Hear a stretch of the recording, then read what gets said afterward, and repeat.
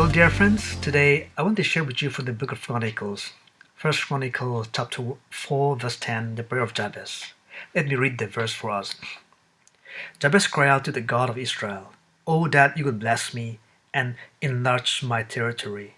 Let your hand be with me and keep me from harm, so that I will be free from pain." And God granted his request. It is a one-line prayer, but it has four parts. First, Jabez asked God to bless him. Second, he asked God to enlarge his territory. Third, he asked God's hand to be with him. And lastly, he asked God to keep him from harm, so that he'll be free from pain. And the Bible tells us that God granted his request. It is a simple, yet a bold and powerful prayer Jabez prayed. Who is this Jabez? We don't know much about him.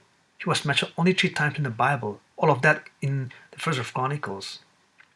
His mother named him Jabez, which means he caused pain. Verse 9 tells us that because she gave birth to him in pain. In Jewish culture, it is common to give symbolic name for one's own son. So Jabez was labeled with pain at birth. Also in Jewish custom, names are important and carry meanings. It often foretells futures, what they should become.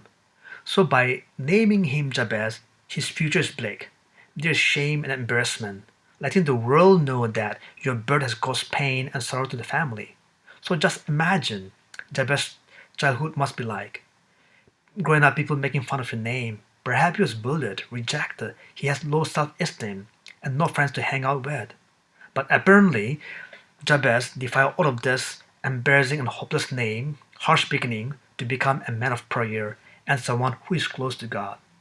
His relationship with God must have been exceptional for the author of Chronicle to interrupt the long genealogical record to mention that he was more honorable than all his brother.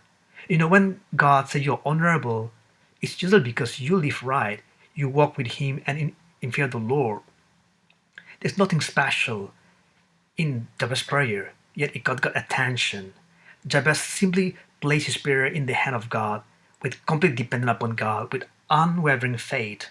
It was his deep and close relationship with God that gave him the confidence to boldly cry out and pray a bold prayer. Jabez, by asking God to bless him, he acknowledged that God is the source of all things. He recognized God's sovereignty when he asked God to enlarge his territory. He wanted God's presence in his life every day, every moment. Thus, he asked God's hand to be with him. He acknowledged God is all powerful and that God alone truly can protect him and keep him safe from all harm and pain. Prayer is not a religious ritual, it is a conversation. It is how we come to know God and build relationship. As we spend time with Him, He aligns our will to His will, help us understand His ways, His heart, and His sovereign purposes. When our desire lines up with His desire, amazing things happen. The author of Hebrews tells us that we can enter the throne of grace to seek God and find mercy. Hebrews chapter 4 verse 16 tells us that.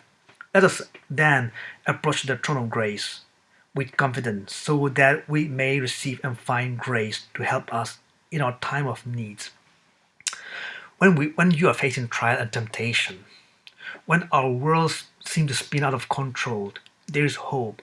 We can run and enter the throne of grace through Jesus Christ. We can come to Him with all our need and struggle. He understands and He will receive you and me with love. He delights in you, in me.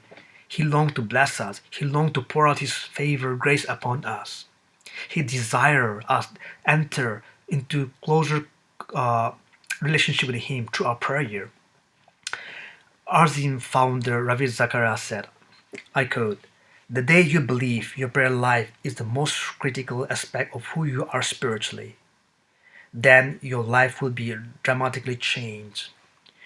Prayer is something that we can all do. It's a conversation. It's someone talking to someone you love, you care. It's nothing difficult.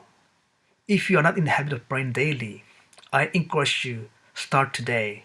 Make prayer part of your life and see what God can show you, reveal, and teach you to know Him, about Him and His ways. God bless you and have a wonderful day.